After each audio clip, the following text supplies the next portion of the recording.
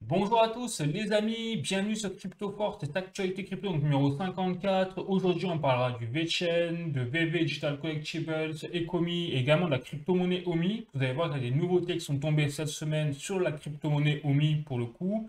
On parlera également du projet Ultra avec des nouveautés sur la tokenisation des jeux. Et également on parlera en fin de vidéo sur le Cardano, du moins dans la présentation des projets. Et en fin de vidéo, on passera comme d'habitude aux actualités crypto plus générales, mais également économiques. Et là, vous allez voir qu'il y a aussi des bonnes nouvelles en ce moment, pour la fin d'année 2023, même début d'année 2024. Voilà les amis, sinon je rappelle bien évidemment que je ne suis pas un conseiller financier ni en investissement. Tout ce que j'ai dans cette vidéo, c'est à titre informatif uniquement. Une fois que ça c'est dit, écoutez, on y va et puis go.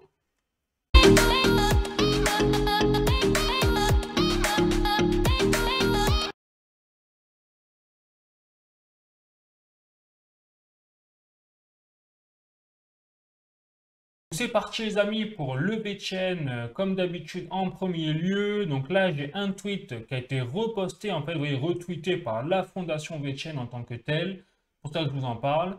Et donc ça concerne en fait l'entreprise EasyA et donc le partenariat qu'il y a eu, souvenez-vous, hein, j'en ai déjà parlé dans quelques vidéos précédentes, entre EasyA, la fondation VeChain, mais également Boston Consulting Group et l'université d'Harvard. Et donc, vous aviez un événement où ça ressemblait pas mal de développeurs, plus de 10 000 développeurs, même 15 000, hein, si on en croit les propos tenus par EasyA dans leur tweet. Et donc, il y a eu une conséquence, et bien, ça a été la conséquence qu'on voit sur le graphique, c'est qu'aujourd'hui, eh bien, l'activité de GitHub, c'est-à-dire l'activité un peu de développement en lien avec EasyA, eh bien, littéralement explosé, et donc en lien avec VeChain d'ailleurs, hein, forcément, a explosé en fin d'année 2023. Comme vous pouvez le voir, on est passé à une ligne droite avec plus de 2182 quelque part activités de développement sur le GitHub Star, c'est-à-dire leur système à eux, hein, de développement.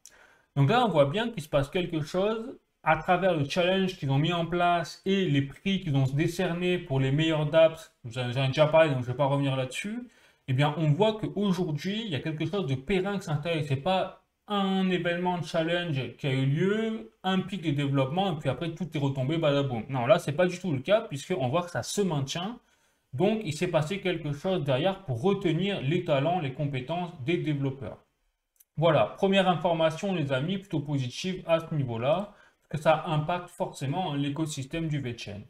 Deuxième information, les amis, donc cette fois, toujours un tweet relayé, retweeté par la fondation VeChain, comme vous pouvez le voir ici, et qui fait référence à une information transmise par Jake, qui est ici, qui est le VeChain Communication Lead. Donc, vous voyez qu'il fait partie même de la fondation VeChain apparemment, hein, si on en croit son profil, et qui avance tout simplement une révolution. On peut parler vraiment de révolution à travers la plateforme VORJ qui est en train de mettre en place la fondation VeChain.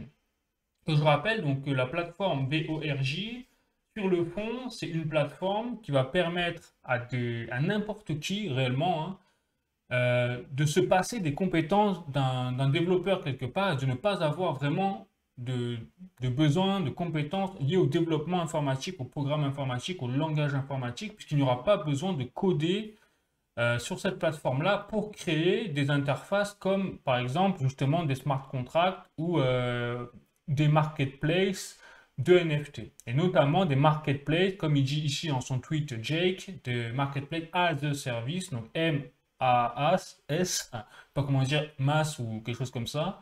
Et donc ça veut dire que c'est très justement dit par Jake, hein, dans son tweet que ce système va permettre simplement, à des personnes de mettre en place des marketplaces NFT sur l'écosystème du VeChain en quelques minutes, alors que normalement ça aurait dû prendre quelques mois, parce que le temps de coder un site internet avec la blockchain, les smart contracts, les NFT et tout, ça ne se fait pas du jour au lendemain, ça c'est une évidence. Mais avec la fonction de no-code de VORJ, ce sera à l'avenir possible, en plus pour des gens qui ne sont pas forcément des développeurs.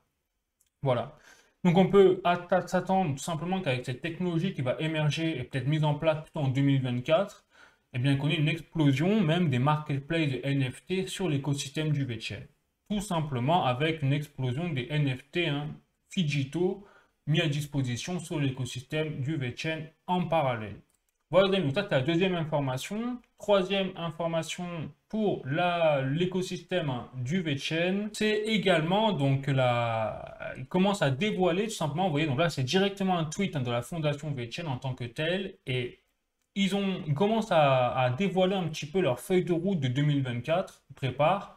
Et dans cette feuille de route, ils prévoient tout simplement la sortie d'un App Store, hein, un petit peu à l'image du Google Play ou de l'App Store pour iPhone, Android, où vous pouvez aller chercher toutes les applications et les télécharger derrière sur votre smartphone.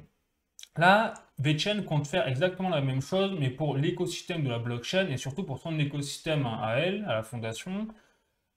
Et donc, regardez un petit peu à quoi ça va ressembler ce App Store, c'est-à-dire que vous aurez juste à taper le nom de l'application peut-être que vous souhaitez télécharger et derrière, vous aurez eh bien, une sélection, une possibilité de télécharger des dApps sur ces systèmes-là. Et donc, les plus grosses dApps actuelles, c'est VeChain Rewards par exemple, la marketplace de World of V NFT, vous voyez, la marketplace de NFT également VC, plutôt connue dans l'écosystème du VeChain, le système de Fiat on Ramp, c'est-à-dire la possibilité d'acheter du VeChain en utilisant des monnaies fiat, notamment par carte bleue, pourquoi pas.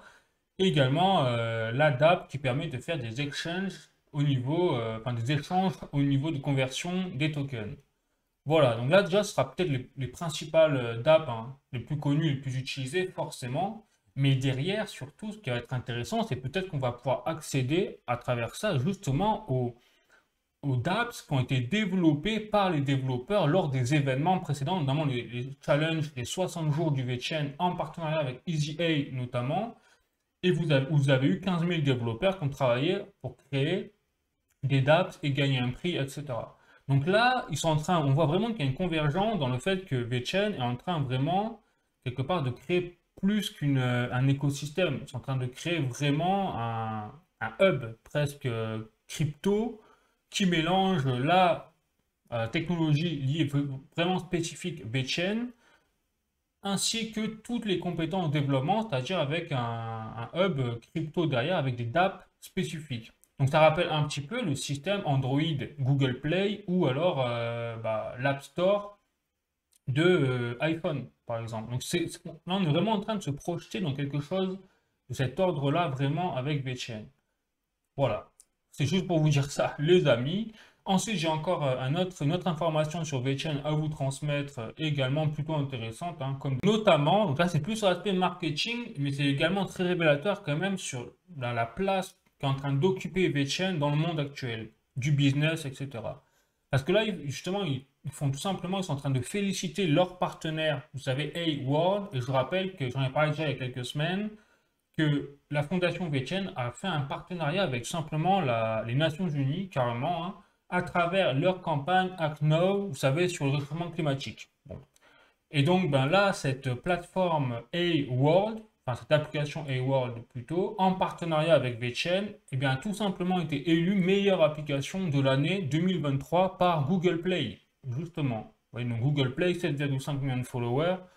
Enfin, donc on voit là que c'est du délire un peu ce qui est en train de se passer, c'est que VeChain occupe vraiment de plus en plus une visibilité, mais à un niveau vraiment de fou, quoi. Pour avoir même un partenariat avec l'application, la meilleure application de l'année 2023 à l'échelle mondiale pour Google Play. Donc c'est pas rien quand même. Voilà, c'est juste ça que je voulais vous dire.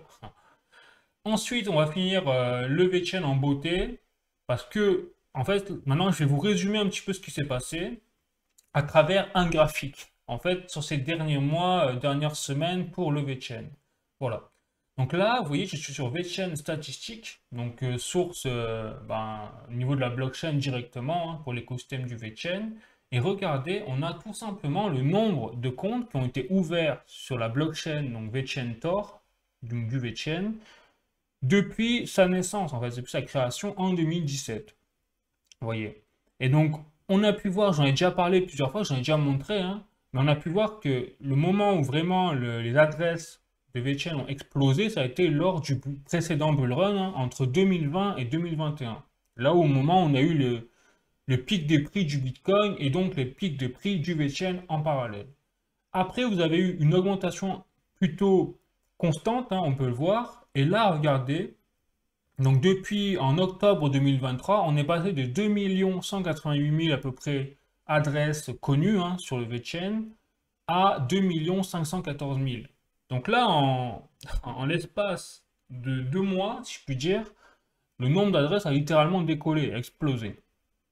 Donc là, on peut voir que tout le travail qui a été fait en amont, là, on a vu, j'ai parlé de l'application A-Word, le partenariat avec les Nations Unies, parce qu'il y avait un partenariat avec VeChain en parallèle, plus surtout le partenariat avec EGA et Boston Consulting Group et l'université d'Harvard, ben, tout ça, ça a fait qu'on a eu vraiment une dynamique d'attractivité et de croissance, hein, du nombre d'adresses et donc bah, on imagine du nombre d'achats en crypto-monnaie VeChain, hein, parce que c'est des gens, s'ils ouvrent un compte VeChain, c'est pas pour enfiler des perles derrière, on imagine.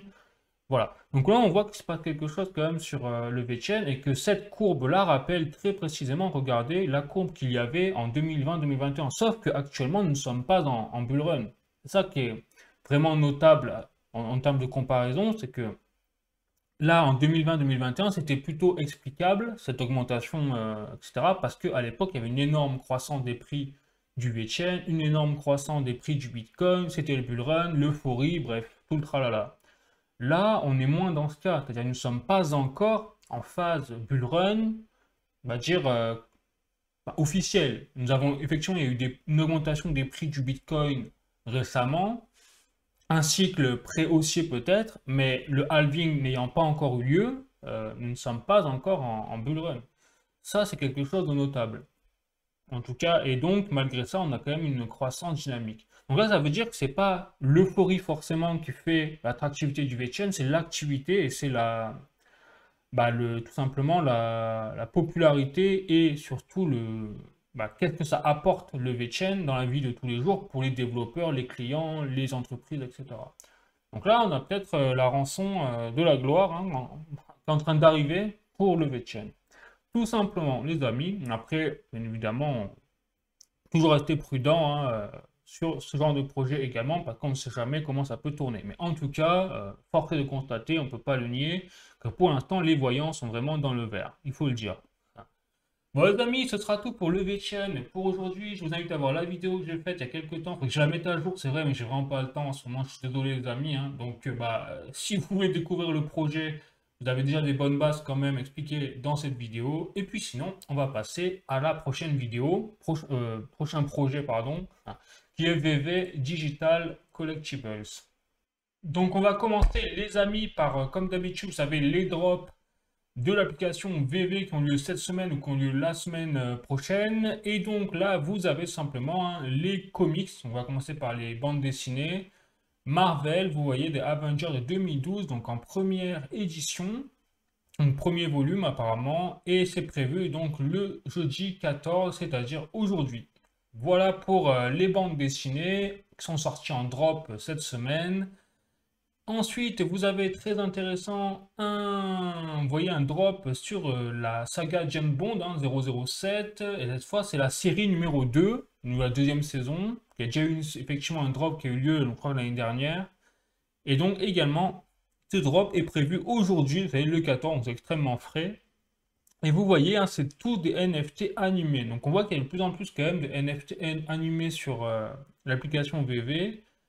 Et notamment, vous avez le bateau, la session d'enregistrement, je ne sais pas ce que c'est, et voilà. En plus, le bateau est vraiment très très bien fait.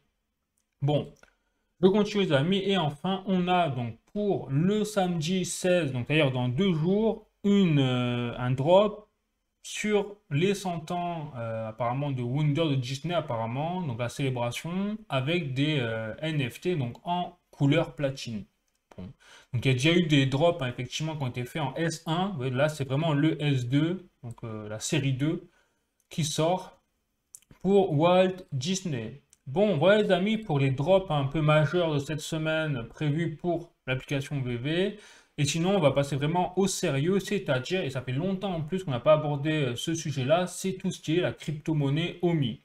Et donc là, il faut voir que ça y est, on a l'application VV qui a prévu de sortir le Master Collector Programme, mais lié cette fois au reward, c'est-à-dire aux récompenses liées à la crypto-monnaie OMI. Donc là, nous étions cette année en saison 0, donc c'est un peu la saison, on va dire, alpha, de test, etc. Là, on va vraiment passer aux choses sérieuses l'année prochaine, et je vais même vous passer du coup l'article qui a été écrit directement, alors c'est en anglais bien évidemment, mais je vais vous traduire au fur et à mesure, sur le site internet de VV, au niveau de la communauté. Et donc on voit que là, la saison 1, eh bien, elle commence déjà, donc c'est écrit ici, la saison 1 commence le 1er janvier 2024 et se finit le 31 mars 2024. Donc ça dure quelques mois, vous avez vu. Et en fait, le principe de cette saison 1 du OMI Reward dans le Master Collector Programme, ce sera que tous en fait, les utilisateurs clients de l'application VV qui auront voulu staker de la crypto-monnaie OMI au sein de l'application VV, eh bien, seront récompensés en fait de façon additionnelle, c'est écrit ici, en tickets de bronze MCP. Voilà, c'est vraiment la particularité, c'est que si vous n'avez pas de token OMI, bah, vous continuerez à gagner vos MCP, vos points de Master Collector Programme comme d'habitude, c'est-à-dire par votre activité sur l'application VV, par vos achats, vos collectibles NFT détenus dans votre collection, etc. Mais si en plus de ça, c'est-à-dire qu'avant le 1er janvier, que c'est écrit ici, ils disent vraiment avant, pour que ce soit fait avant, eh bien vous déposez du OMI dans l'application VV et vous aurez en plus le lien juste derrière. Je vous mettrai tout ça en lien, mais évidemment, si vous voulez le faire en tutoriel, savoir comment déposer des OMI correctement, ne pas tout perdre au passage sur l'application VV, eh bien, vous pourrez, si vous ne les enlevez pas, si vous takez tous ces OMI durant la durée du 1er janvier au 31 mars 2024, eh bien, d'ailleurs, vous serez récompensé en tickets de bronze. Et donc, à quoi servent ces tickets de bronze? Eh bien, c'est une bonne question. Et donc, ils servent tout simplement, vous voyez, en deux fonctionnalités. Donc, soit vous pourrez utiliser ces tickets de bronze pour accéder à des événements exclusifs, notamment du crafting, par exemple, avec de nouveaux NFT que seuls les détenteurs de tickets de bronze pourront acheter au final. Ou pourquoi pas, ils seront airdrop. On peut tout imaginer. Et également, si vous voulez par exemple accéder à avoir plus de points MCP d'un coup, eh bien vous pourrez quelque part brûler, utiliser vos tickets de bronze pour gagner plus de points MCP. Donc ça en reviendrait en fait au même que gagner des points de MCP par votre activité, quoi. Là, vous en gagneriez beaucoup plus, apparemment. Voilà les amis, donc c'est un peu ce qui est en train de tourner dans les cartons là de l'application VV. Je rappelle que c'est la saison 1, donc ça veut dire qu'il n'y a pas encore d'annonce de feuille de route pour les prochaines saisons de l'année 2024, mais on imagine que la saison 2, qui commencera en avril 2024, eh bien, aura aussi son lot de nouveautés au niveau des OMI Rewards, du moins on l'espère, Mais surtout, ce qui est vraiment très intéressant, c'est que là, on assiste vraiment à un tournant dans la feuille de route de l'entreprise Ecomi et de l'application VV. C'est qu'on voit bien qu'il y a vraiment un sujet majeur là, en ce moment de ce projet, c'est l'inquiétude des investisseurs vis-à-vis de l'utilité du token OMI. De toute façon, ça ne date pas d'hier, cette inquiétude-là. Même une colère presque. Parce que c'est vrai que les prix de la crypto-monnaie OMI, c'est pas la folie, on va dire. Même là récemment, par rapport à la hausse des prix du Bitcoin, le OMI, lui, il n'a pas bougé, par exemple. Donc c'est vrai que les investisseurs sont un peu énervés, et donc je pense que c'est pour ça que l'entreprise a eu vent cette colère et met maintenant le paquet en 2024 sur l'utilité de la crypto-monnaie OMI. C'est un peu l'impression qui en ressort là actuellement, donc on verra bien sûr ce que ça donne en 2024, mais en tout cas c'est plutôt un bon signal du fait que l'entreprise a écouté les investisseurs quelque part. Et en plus, surtout, il y aura des utilités derrière la crypto-monnaie OMI, donc on voit que l'application VV s'étoffe en termes de fonctionnalités et de récompenses. Bon, voilà les amis, donc c'était tout pour ce projet également. Il faudrait aussi que je le mette à jour celui-là dans la vidéo, mais je n'ai pas pris le temps encore, il faut que je prenne le temps. Mais sinon, vous aurez quand même les bases si vous voulez découvrir un peu plus de choses sur ce projet-là. Voilà les amis, allez, je passe au prochain projet, c'est-à-dire donc le projet Ultra cette fois. Et donc là, vous avez quand même une annonce fracassante. C'est tout simplement l'introduction par Ultra du premier jeu donc digital tradable, c'est-à-dire commercialisable ou échangeable sur Ultra, donc uniquement, il s'agit ici, mais surtout, ce qui est intéressant, c'est que ça a été, ça y est, tokenisé. Donc là, pour la première fois peut-être dans l'histoire mondiale, là, je suis un peu mélodramatique ou je fais un peu durer le suspense de tambour, mais en gros, pour la première fois effectivement, dans l'histoire du jeu vidéo, eh bien, on a un système de jeu digital euh, qui peut être derrière revendu, puisque on l'a vu, hein, grâce au système de NFT, eh bien, la propriété virtuelle est tout à fait légitimisée. Donc ça y est, donc ça veut dire que cette technologie-là, eh bien, elle a été dégainée en premier par Ultra, et notamment sur le jeu Joyce Journey Game. Bon, après, je ne connais pas, hein, mais ça a été le premier jeu, on va dire, qui est rentré dans l'histoire à ce niveau-là.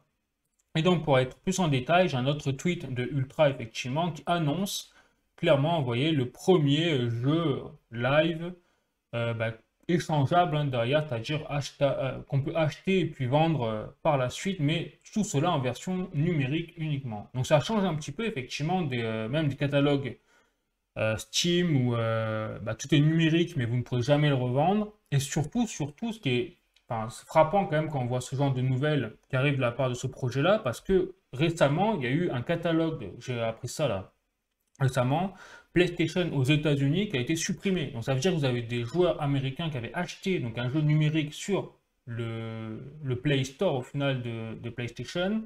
Et en fait, ils se sont rendus compte, ben, ils n'ont plus accès désormais à ce type de catalogue, malgré le fait qu'ils aient acheté hein, bah, leur jeu version numérique, parce que PlayStation a fait une fusion apparemment ou quelque chose dans ce genre-là aux États-Unis. Donc ça ne concerne que les joueurs américains. Donc, je vous invite à chercher par vous-même cette information-là.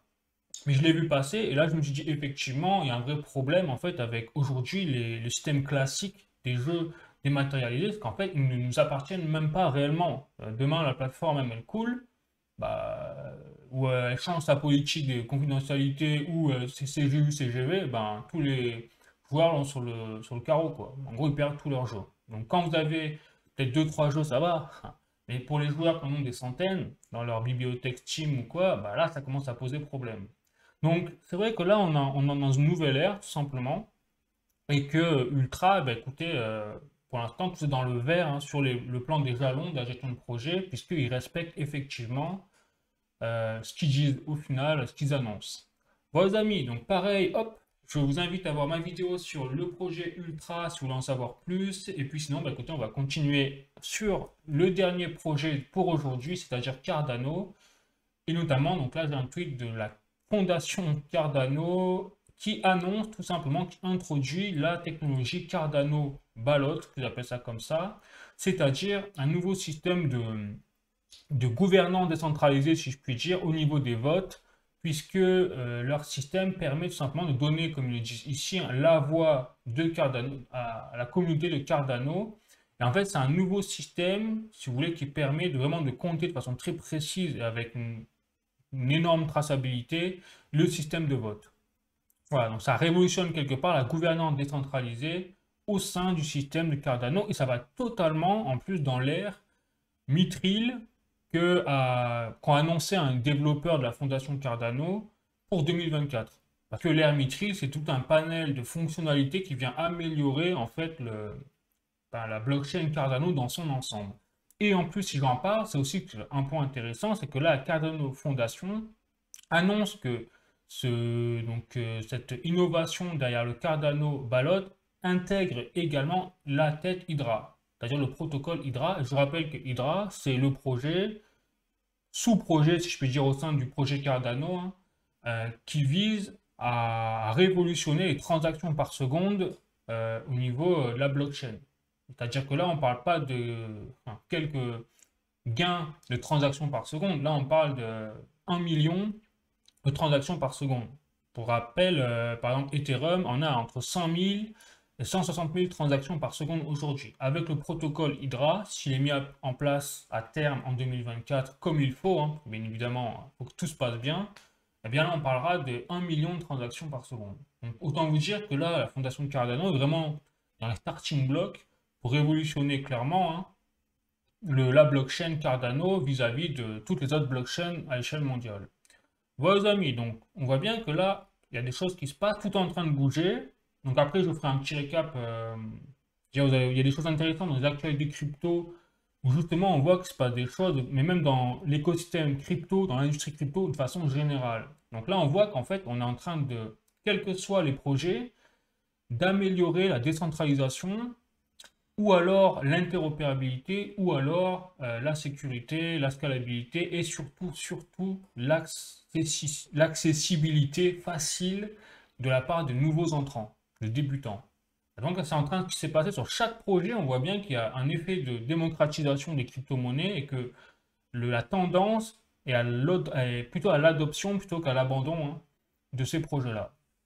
Bon, allez, je continue les amis. Donc la dernière information pour la fondation Cardano, enfin pour le projet Cardano en fait, hein, c'est le lancement d'un nouveau produit, vous avez sûrement dû en entendre parler, hein. C'est le wallet, donc The Identity Wallet, donc développé par la fondation Cardano, qui vient révolutionner un peu le genre, puisque c'est quelque part là aussi un portail. Donc c'est un wallet numérique, mais qui vient rassembler bien plus d'éléments au niveau de la blockchain Cardano, parce que les utilisateurs de ce wallet pourront tout simplement avoir plusieurs bénéfices, hein, c'est-à-dire que le wallet de Cardano supporte des identités multiples, donc pourquoi pas. Il y a également une sécurité qui est revue à la hausse par rapport aux actifs digitaux. Il y a également les dApps. Donc là, ça rappelle quoi? Ça rappelle en fait la dApps, enfin le portefeuille numérique de VeChain au final. Donc là, on est un peu sur la même longueur d'onde. Donc les deux ont développé la même année, un peu le même principe. Et donc, ils disent très bien lower entry barrier, c'est-à-dire ils enlèvent les barrières d'entrée pour les nouveaux débutants, les nouveaux utilisateurs. Donc là, on voit bien qu'on est quand même dans une démarche, hein, pour les projets, dans l'ensemble de l'industrie crypto, de démocratiser quelque part l'utilisation et les achats de crypto-monnaies. Voilà. Et ensuite, ils ont amélioré la sécurité, effectivement, par un nouveau protocole, si je puis dire, d'entrée, hein. C'est le KERI, le Key Event Reset Infrastructure. Bon, voilà, pour améliorer l'interopérabilité également. Donc on voit que ça bouge beaucoup, hein, en ce moment, clairement, pour tous les projets. Là, y a pas que. Et là encore, je vous ai parlé de Cardano, mais je ne vous ai pas parlé des autres projets, hein, mais ça bouge dans tous les sens. C'est juste que j'ai pas le temps de tous vous parler, de faire une vidéo pour chaque projet. Donc je suis obligé de sélectionner les amis, je suis vraiment désolé, mais je n'ai pas le choix. Bon, les amis, donc je vous invite à voir la vidéo sur Cardano également que j'ai faite ici, si vous voulez en savoir plus sur le projet. Et puis sinon, écoutez, je vous propose de passer directement à l'actualité crypto plus générale et notamment avec les articles, comme d'habitude en code de source, hein, les amis, avec le journalducoin.com pour commencer et la crypto 2 milliards de dollars récemment investis par les institutionnels et ça date du 12 décembre 2023. Donc là, on voit qu'est-ce qui se passe, c'est qu'on a une vraie, donc comme je vous l'ai dit, au niveau des projets, on le voit, on a une vraie volonté de faciliter l'accès aux nouveaux entrants, aux débutants dans l'industrie crypto par les projets. Mais en plus, on a également les institutionnels qui, eux, ont compris en l'intérêt de la crypto-monnaie, mais surtout de la blockchain, et donc du coup qui investissent en masse désormais dans l'industrie crypto. Et ça, eh bien, c'est tout ça là, ces signes cumulés montrent qu'on est vraiment dans une phase d'adoption de masse, un peu comme dans l'ère d'Internet dans les années voilà, entre 1960 et 2000. Sauf que là, on est en phase accélérée. On le voit bien parce que la blockchain est beaucoup trop utile. Et d'ailleurs, j'ai des articles qui vont le prouver derrière, hein. Donc, restez accrochés, hein. Allez, je continue au niveau des articles. Donc là, notre article de cryptost.fr, donc sur l'actualité crypto du moment, je ne pouvais pas faire l'impasse sur les ETF Bitcoin Spot, évidemment, parce que c'est l'actualité médiatique du moment. Donc là, BlackRock révise son ETF Bitcoin Spot, encore une fois, hein, c'est encore une nouvelle révision, pour faciliter la coopération avec les banques. Donc là, on voit bien que quand je vous dis qu'on a une démocratisation qui est en cours de la part des projets crypto qui veulent faciliter leurs interfaces pour les nouveaux entrants, mais également les institutionnels, là on a l'exemple parfait, c'est-à-dire BlackRock, 8000 milliards de dollars de gestion d'actifs, une des plus grosses entreprises institutionnelles du monde, qui lance son ETF Bitcoin Spot ou qui veut le lancer parce que avec la SEC, on n'est jamais à l'abri d'une surprise, d'un rebondissement et qui voudrait peut-être supprimer finalement les ETF Bitcoin, les annuler. Mais en tout cas, là, on voit qu'il y a une vraie coopération, une vraie volonté de faciliter l'accès désormais à l'industrie crypto pour tout le monde, mais pas que pour les particuliers, également pour les institutionnels et même les banques. Voilà. Donc là, on voit qu'il se passe quelque chose, hein. Ensuite, autre article de cointribune.com, les amis. Alors cette fois, je vais parler du Polygon. J'ai pas pu parler de Polygon là, parce que j'ai pas le temps, mais je vous mets juste le petit article pour la route pour donner vraiment l'information. Donc c'est Crypto Polygon lance Portal, un futur lumineux pour Matic. Donc effectivement, ça va totalement dans, encore une fois, hein, dans ce que je vous ai montré pour le VChain et pour Cardano, c'est qu'on est dans la volonté des projets de faciliter leur interface pour attirer de nouveaux clients, de nouveaux débutants. Ben là, c'est exactement la même chose pour Polygon à travers leur nouveau portal, enfin système portal qui vise à centraliser un petit peu eux aussi toutes leurs fonctionnalités dans un tout en un, avec une modernisation bien évidemment du système. Et ensuite, dernier article dans l'actualité crypto, hein, pour la route, c'est de Coin Academy. Comme vous pouvez le voir ici, la Chine annonce un système d'identification basé sur la blockchain. Donc on voit bien que là, dans une ère où la blockchain, elle est là pour rester, mais surtout elle est là pour évolutionner. Tout le monde se jette dessus, les institutionnels, les particuliers du coup de plus en plus parce qu'ils sont, eh bien, faut le dire, attirés par les institutionnels et conseillés par les institutionnels, donc ils y vont de plus en plus. Et en plus, vous avez les gouvernements qui commencent à s'intéresser, alors surtout à la blockchain, hein, pas aux crypto-monnaies, mais à la blockchain, puisque vous avez la Chine, hein, comme c'est écrit ici dans l'article, qui, enfin, pour mieux assurer peut-être sa dictature, allez, disons-le clairement, eh bien, se base sur la blockchain pour améliorer tout son système de sécurité, même d'intelligence artificielle, d'identification. Ouais, bah, ça va pas être pour enfler des perles qu'ils vont faire ça. On sait très bien pourquoi la Chine veut un système d'identification, hein. Voilà. Mais ça, c'était un des risques également. Ça fait plusieurs mois qu'on en parle sur la chaîne, hein. Ça fait des mois où on disait, bon, un jour, il va falloir choisir entre choisir la technologie blockchain pour améliorer quelque part peut-être l'écologie ou même tous les processus financiers, etc. C'est qui est déjà en cours, hein, évidemment, mais aussi utiliser la blockchain pour mieux bien fermer, mieux contrôler les citoyens. Et là, la Chine, clairement, c'est son choix, elle a fait son choix, qu'elle se sert de la blockchain pour mieux contrôler les citoyens.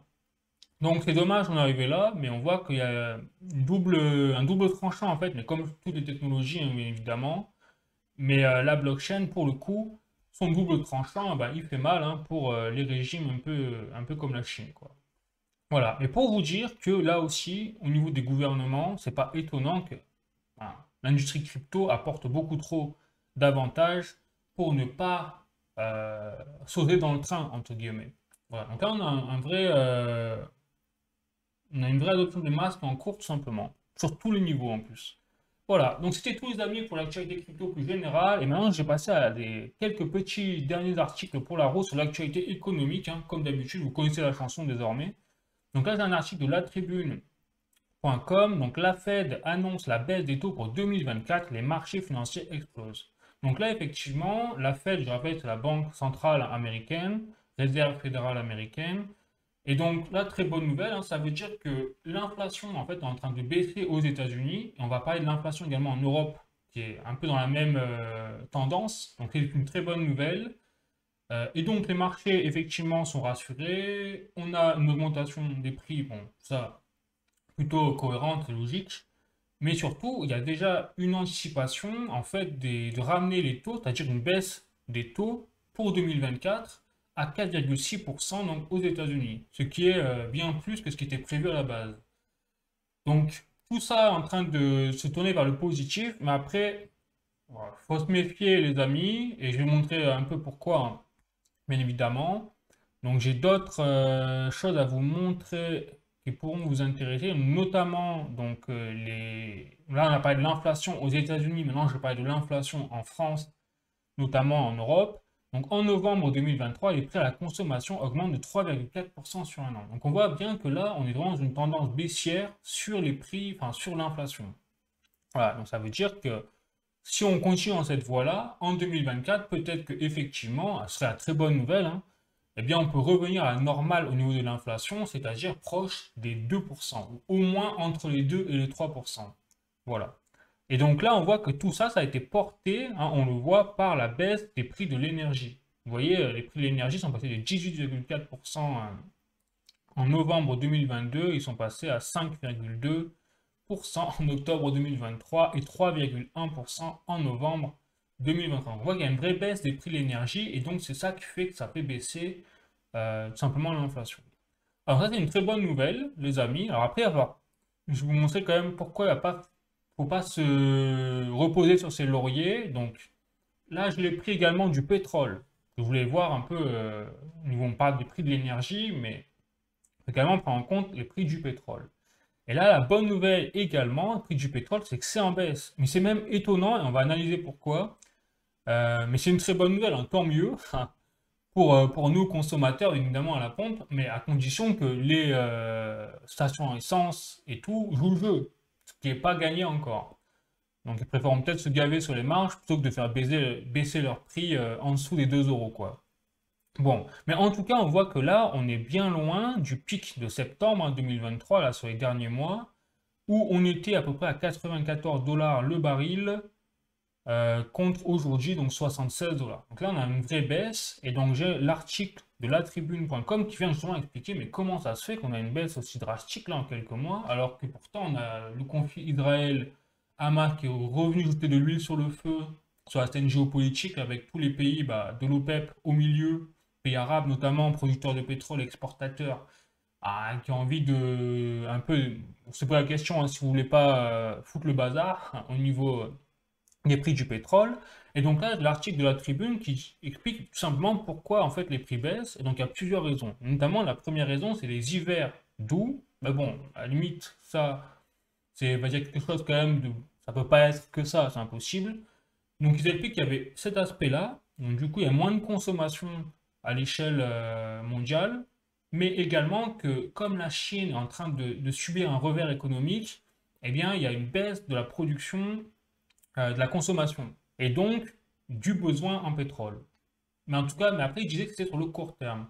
Par contre, il disait que là où il faut faire attention, et je suis totalement d'accord, c'est en 2024. En fait, il faut savoir que là, l'OPEP, elle s'est mise d'accord. Parce que l'OPEP, je rappelle qu'elle est quelque part, elle est dirigée, l'OPEP+, également, par la Russie et l'Arabie Saoudite.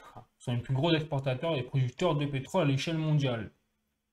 Donc, la Russie et l'Arabie Saoudite font partie des BRICS, hein, je rappelle, et ont convenu de faire baisser leur production de pétrole pour justement compenser la baisse des prix du pétrole. Donc l'intérêt de la Russie et de l'Arabie Saoudite, ils l'ont affiché à tout le monde, c'est de garder des prix du pétrole plutôt hauts pour financer en fait leurs activités. Donc la Russie c'est la guerre et l'Arabie Saoudite c'est eh bien tout simplement un développement de ces activités financières en gros. Voilà, notamment le tourisme et tout. Et donc avec cette affaire-là, ben, ce qui se passe, c'est que comme malgré tout, ça marche pas, eh bien, il faut s'attendre à ce qu'il y ait une nouvelle baisse dans les temps à venir de la production des barils de pétrole dans ces pays-là.